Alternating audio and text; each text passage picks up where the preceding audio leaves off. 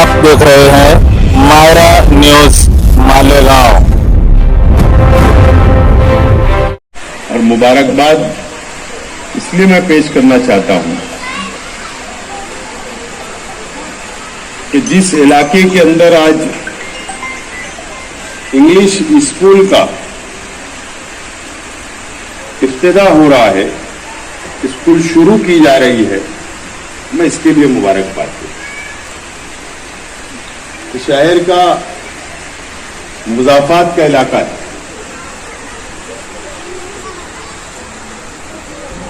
और ऐसे इलाके में जहां पर उर्दू स्कूलें सही तरीके से नहीं होगी, वहां पर इंग्लिश स्कूल आपने शुरू किया, मैं इसके लिए आपको मुबारकबाद पेश करता हूं।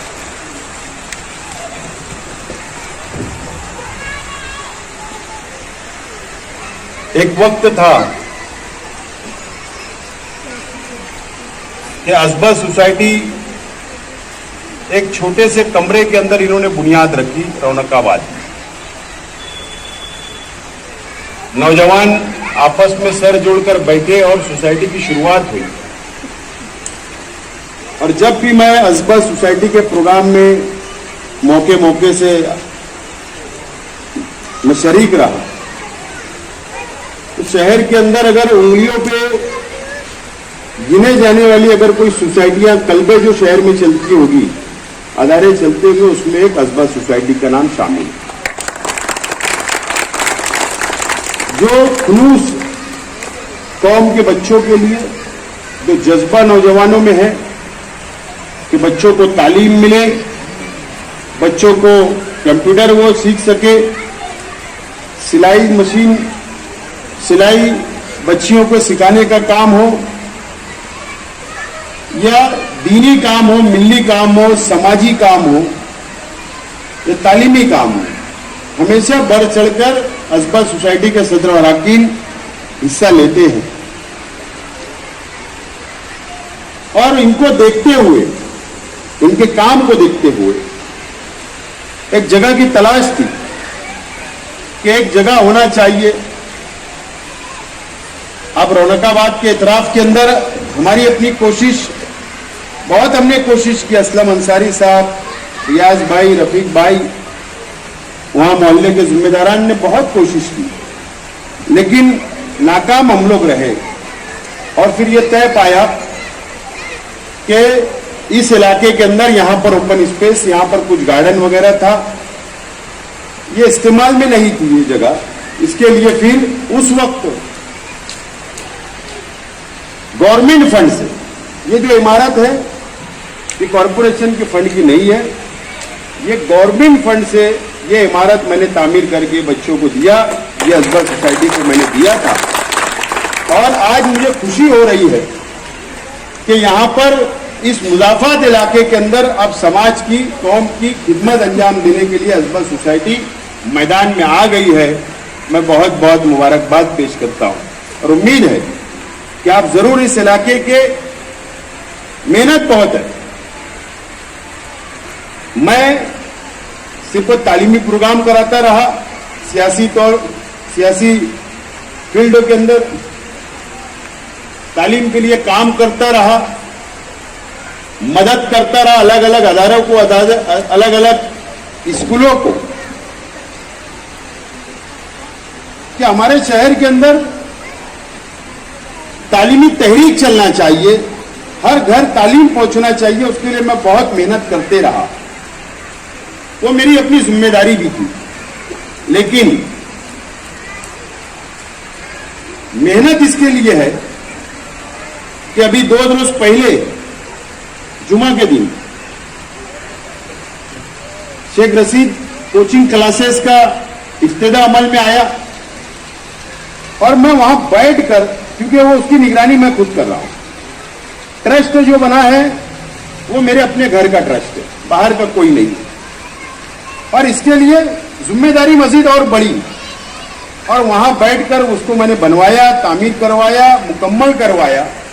और जब अभी एडमिशन की बात आती है बच्चों की, तो मेहनत इसके लिए लगती है कि मैंने ये देखा कि हमको घर घर तक जाना पड़ता है, पॉम्पलेट तकसीम करना, टीचरों को घर घर तक भेजना, ज़हन साजी करना, वालिदैन की, बच्चों की ज़हन साजी करना, जब जाकर बच्चे स्कूल तक, कोचिंग क्लास तक आते हैं। इतनी मेहनत लगती है। मैंने अभी चंद दिनों के अंदर ये बात को महसूस किया। मैं सिर्फ यही मशवरा देना चाहता हूं हज़बा सोसाइटी के तमाम ही सदर और अरकान को कि अगर यहां पर आज अगर 20 एडमिशन हुए होंगे तो कल 100 एडमिशन कैसे हो आइंदा साल। इसके लिए आपको सिर्फ अगर हम स्कूल खोल दें और एडमिशन चले आएंगे तो ऐसा नहीं है, बल्कि आपको इसके ऊपर एक टारगेट लेना पड़ेगा और एक एक घर जाकर आपको कन्विंस करना पड़ेगा, उनका ज़हन साजी करना पड़ेगी वालिदैन की कि बच्चे को तालीम जरूरी क्यों हो, बच्चियों की तालीम जरूरी क्यों है। ज़हन साजी करके आपको ये स्कूल को आगे बढ़ाना है और जब जाकर हमारे बच्चों के अंदर तालीम आएगी, उनका एजुकेशन मुकम्मल होगा और जब वो तैयार होंगे तो जब हमारी कौम की तरक्की होगी, तालीम के बिना हमारी कौम कभी तरक्की नहीं कर सकती। ये उतना ही कड़वा सच है। अलग अलग राय आती है, लेकिन मैंने यही महसूस किया, जो तजुर्बा मैंने लिया, जब तक तालीम नहीं आएगी, जब तक हमारी कौम की तरक्की नहीं होगी। यही सच्चाई है और इसीलिए मैं खुद वापस मैं अभी आगे आया हूं। पहले मैं सर एमएलए बना तो मैंने बहुत मेहनत की कि तालीम के लिए एक तहरीक खड़ा हो, लेकिन इलेक्शन हार गया, मायूस हुआ। ये तो असलम भाई बता रहे थे, मायूस हुआ। लेकिन उसके बाद खामोश भी रहा कुछ साल तक, लेकिन उसके बाद फिर मैंने महसूस किया कि ये जो मुल्क के हालात बन रहे हैं, जो रियासत के हालात बन रहे हैं, जिस तरीके से फिरका परस्ती बढ़ रही है, जिस तरीके से गवर्नमेंट में फिरका परस्ती बढ़ रही है, जिस तरीके से कौम को रोकने का काम किया जा रहा है, तो हम कैसे जीतेंगे। कंपटीशन का दौर है, मुकाबला है, तो कैसे जीतेंगे। हम कोई तलवार बंदूक या डंडा लेकर उनसे जंग लड़कर नहीं जीत सकते। अगर जीतना है तो इस मुल्क में रहकर, इस मुल्क के संविधान के तहत हम लोगों को तालीम लेकर, कलम और किताब लेकर हम लोगों को आगे बढ़ना पड़ेगा, जब जाकर हम इन लोगों से जीत सकते हैं। इसके लिए फिर मैं एक मर्तबा आगे आया और फिर मैंने अभी एक तालीमी मरकज 2 दिन पहले इफ्तिदा हुआ और इंशाअल्लाह मैं ये कोशिश कर रहा हूं, मैं जमीन की तलाश में हूं कि हर इस इलाके के अंदर, खास तौर पर ये पट्टा, उसके बाद गुरुवार वाट, उसके बाद ये 60 फीट रास्ता, कि एक ऐसी जगह मुझे सेंटर में मिल जावे कि जिस तरीके से शेख रशीद साहब के नाम से मैंने कोचिंग क्लास वहां पर अलीशान तामीर किया, सेम पैटर्न के ऊपर मैं इधर शुरू करना चाहता हूं, ताकि बच्चों को तालीम अच्छे ढंग से मिले। मेरी अपनी कोशिश है। बहरहाल मिलजुल कर हम लोगों को काम करना पड़ेगा, समझदारी से काम करना पड़ेगा। अगर अदारे पीछे होते हैं, आज आप एक पौधा लगा रहे हो, ये बड़ा होगा, फलदार होगा, उसके बाद मैनेजमेंट में झगड़ा होगा। मैं जो देख रहा हूं ऐसी है ना सर, अभी तो कोई नहीं आएगा हाथ लगाने, बढ़ाने के लिए, पौधे को पानी डालने के लिए कोई नहीं आएगा। लेकिन जब वो पौधा बड़ा हो जाएगा, जब वो फलदार हो जाएगा, जब वो फल देने लगेगा, जब वो साया देने लगेगा, तो फिर फितना पैदा होता है और फिर मैनेजमेंट के अंदर झगड़ा शुरू होता है और उसके बाद वो केस होती है, फिर वो हाई कोर्ट, सुप्रीम कोर्ट तक लड़ते हैं और लेकिन नुकसान किसी का होता है तो वो अदारे के अंदर पढ़ने वाले बच्चों का और बच्चियों का होता है। तो इसके अंदर भड़काने वाले, कंपटीशन लगाने वाले, लड़ाई लगाने वाले भी लोग से आपको होशियार रहने की जरूरत है आइंदा, क्योंकि अभी आप शुरुआत करें, जब धीरे धीरे जब आगे बढ़ेंगे, तरक्की करेंगे तो बातें आपके सामने आएगी, तजुर्बा आपको जरूर मिलेगा। बहरहाल मैं आपको मुबारकबाद पेश करता हूं और एक अपील करता हूं कि एसआईआर का फॉर्म भरने का काम शुरू हो चुका है।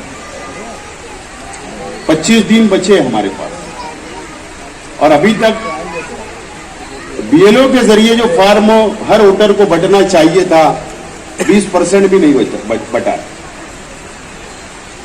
फॉर्म आपके घर तक आएगा। हर वोटर को फॉर्म भरना जरूरी है 29 जुलाई तक। अगर वो फॉर्म नहीं भरे तो आइंदा वोटर लिस्ट में नाम नहीं आएगा। तो मुकम्मल भरना पड़ेगा, मराठी में, स्पेलिंग मिस्टेक नहीं होना चाहिए। इसके लिए शहर की सर्वे के लिए, फॉर्म भरने के लिए, मदद करने के लिए एसआईआर सेंटर हमने आज से शुरुआत की है। और शहर में 38 कल हमारे पास 38 का मैंने डिक्लेयर किया था सेंटर। अभी मजीद मैं सुबह से बैठा था तो उसके अंदर और मैंने 5-7 सेंटर बढ़ाए हैं। जहां भी इस्लाम पार्टी का सेंटर आपको नजर आए आप वहां पर जाइए, फॉर्म लेकर आप फॉर्म भराइए और वापस वो बीएलओ को आपको देना है ताकि आपका नाम यादी में आए। अब इसके लिए बोलेंगे यार क्या होगा, एक बात समझ लेना, ये सर्वे इतना अहम है। अभी मैं देख रहा था कि किरीट सोमैया मुंबई के अंदर एक प्रेस कॉन्फ्रेंस किया और कहा कि महाराष्ट्र के अंदर 50 लाख बांग्लादेशी मिलेंगे, 50 लाख मुसलमानों का नाम कट जाएगा। एक नंबर शहर हमारा है टारगेट। ये मैं कोई सियासी बात नहीं कर रहा हूं। एसआईआर के बाद जरूर मैं सियासत करूंगा शहर में, लेकिन यहां कोई पार्टी नहीं। हम बहैसियत मुसलमान, इस देश के नागरिक की हैसियत से हमको एसआईआर का फॉर्म भरना है और हम लोगों को मुकम्मल सावधान रहना है। और जो पॉम्पलेट अभी इस्लाम पार्टी की तरफ से आज से बढ़ रहा है वो आपके पास संभाल के रखिए। सर्वे के बाद जब फॉर्म दिया जाएगा उसके बाद यादी डिक्लेयर होगी और यादी में आपका नाम नहीं आएगा। यादी में नाम नहीं आएगा तो आपको एक नोटिस आएगी घर पर, और जब नोटिस आएगी तो इसका मतलब आपका नाम नहीं आया। फिर आपसे सबूत मांगे जाएंगे, सबूत मांगे जाएंगे। तो 11 सबूत में से कोई एक सबूत आपको बताना होगा। और फिक्र हम लोगों को यह है कि 11 सबूत इलेक्शन कमिश्नर ने मांगा है, वो 11 सबूत शायद मैं भी नहीं दे पाऊंगा, ये हो सकता है। तो आम लोग क्या दे पाएंगे, मजदूर क्या देगा, गरीब क्या देगा, उसको रहने के लिए सही घर नहीं है, वो डॉक्यूमेंट कहां से आएगा। तो वो भी हमने लिखकर आपको फार्मों में दिया है। तो हो सकता कि अभी फार्म भर दो, फुर्सत पा जाओ, उसके बाद उसकी तैयारी करो कि ये पेपर 11 सबूत में से मैं एक ढूंढ सकता क्या, मैं कहीं से ला सकता क्या, वो तैयारी से लगी है। और अगर नोटिस आ गई तो फिर वो सबूत लेकर वापस हेयरिंग होगी, टेबल लगाएंगे गवर्नमेंट, आपको सबूत लेकर जाना है नोटिस के साथ कि ये मेरा सबूत है, मेरा नाम मत काटो, ये मेरा सबूत है। जब भी आपकी मदद की जरूरत है मदद हम लोग करेंगे। तो इस तरीके से बहुत हार्ड सर्वे, बहुत फिक्रमंद वाला सर्वे चल रहा है, उसके लिए सबको फिक्र की जरूरत है। मैं तो अपील करता हूं कि एक गली होगी, गली में 50 मकान होंगे तो 4 तो नौजवान पढ़े लिखे होंगे गली में, किसी के भी घर के हो, पड़ोस के, उनको जमा करिए, किसी भी घर के अंदर बैठ के पूरी गली का फार्म इत्मीनान से भरिए। मदद करना पड़ेगी एक दूसरे को, पड़ोसी को मदद करना पड़ेगी, दोस्तों को, रिश्तेदारों को मदद करना पड़ेगी। बाहर अगर हमारी बेटियों की शादी होगी उनको बुला ले तो फार्म भरे, अगर वोट यहां आए तो। कई लोग घर छोड़कर चले गए, उनकी वोट यहां होगी, उनको बुला ले। आपको पता होगा कि बाहर गए चले गए, उनको बुलाइए। तो ये तमाम ही चीजें आप लोगों को बहुत फिक्र करने की जरूरत है। और एसआईआर के सर्वे के लिए हम सब लोगों को, हम कारपोरेटरों ने तय किया, इस्लाम पार्टी के, मैं खुद भी, पार्टी के ओहदेदार, हमने सब ने तय किया कि ये 25 दिन जिस तरीके से हम अपना इलेक्शन लड़ते हैं, चाहे वो कारपोरेटर अपना इलेक्शन लड़े कारपोरेशन का या असेंबली का, उस तरीके से हमको ये मुहिम को आगे बढ़ाना है, मेहनत करना है, रात दिन जागना है और आवाम की मदद करना है। ये मिल्ली फर्ज है, सियासी नहीं। ये मिल्ली फर्ज है हमारा, सियासी नहीं। सियासी होता तो मैं बोलता ही नहीं, लेकिन ये मिल्ली फर्ज है, एक दूसरे की मदद करना। हमें तो क्या होगा, 50,000 नाम कट जाएंगे, 1 लाख कट जाएंगे, सबूत नहीं पेश कर पाएंगे तो क्या होगा, ये आप सोचिए। ये ताकत है कि आपकी अगर रिजेक्ट हो गए तो हाईकोर्ट में पिटीशन दाखिल करने की ताकत है क्या? हाईकोर्ट का वकील 1 लाख रुपया लेगा एक आदमी का, कहां से लाओगे? कैसे लड़ाई लड़ोगे? सुप्रीम कोर्ट अगर जाना पड़े, हाईकोर्ट ने रिजेक्ट की।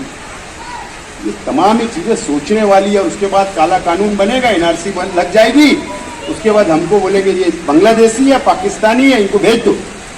क्या करोगे? ये तमाम ही चीजें आगे का सोच के आज हमको सावधान होना है। ये अपील करता हूं, फिर एक मरतबा अजवा सोसाइटी के तमाम ही सदर और अरकान को, जिम्मेदारान को मुबारकबाद पेश करता हूं। यकीन दिलाता हूं कि जब भी मेरी अदारे को कोई ज़रूरत महसूस होगी तो इंशाल्लाह मैं आपके लिए साना बसाना खड़ा रहूंगा। बहुत बहुत